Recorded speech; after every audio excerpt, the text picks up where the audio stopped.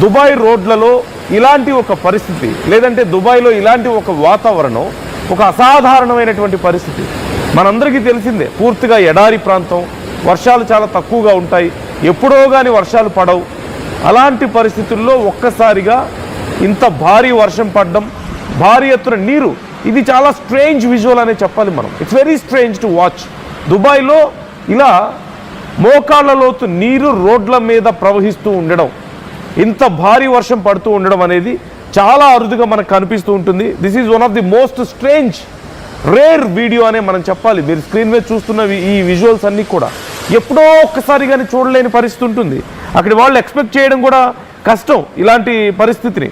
ప్రస్తుతం యుఏఈ వ్యాప్తంగా ఈ అల్ బషాయర్ అనే ఒక అల్పపీడనం కొనసాగుతోంది. దీని కారణంగా ఉరుములు మెరుపులతో కూడినటువంటి భారీ వర్షం పడుతుంది. చాలా ప్రాంతాల్లో వడగళ్ల వాన పడుతుంది. ఇదిగో మీరు ఇక్కడ లెఫ్ట్ సైడ్ చూడొచ్చు, లెఫ్ట్ సైడ్ స్క్రీన్లో మీకు డౌన్ సైడ్ కనిపిస్తుంది విజువల్.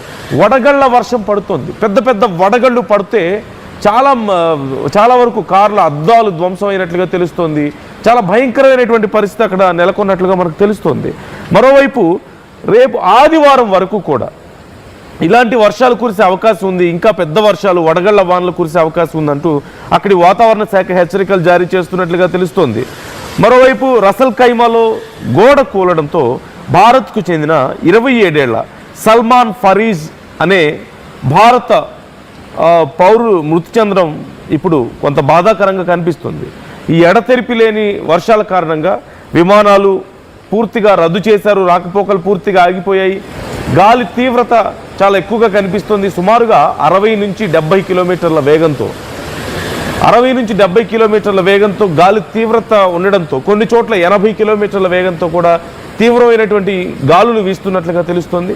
దీని కారణంగా చాలా ప్రాంతాల్లో కొన్ని చిన్న చిన్న కట్టడాలు కూడా కూలిపోయాయి, కొన్ని పాత కట్టడాలు కూడా పూర్తిగా దెబ్బతిన్నట్లుగా మనకు సమాచారం అందుతోంది. మరోవైపు ఎప్పటిలోపు పరిస్థితి అదుపులోకి వస్తుంది అనేది చెప్పడం కష్టంగా ఉంది. చాలా వరకు కొన్ని పబ్లిక్ సర్వీసులకు కూడా అంతరాయం కలుగుతుంది. కొన్ని ప్రాంతాల్లో ఇప్పటికే వర్క్ ఫ్రమ్ హోమ్ అవకాశం ఉన్న చోట అవకాశం కల్పించారు, చాలా చోట్ల సెలవులు ప్రకటించడం కూడా జరిగింది.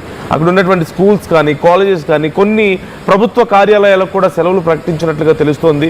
మరోవైపు ఉరుములు మెరుపులతో కూడినటువంటి వర్షం పడుతూ ఉండడం, చాలా చోట్ల పిడుగులు పడుతూ ఉండడంతో ప్రజలు అప్రమత్తంగా ఉండండి.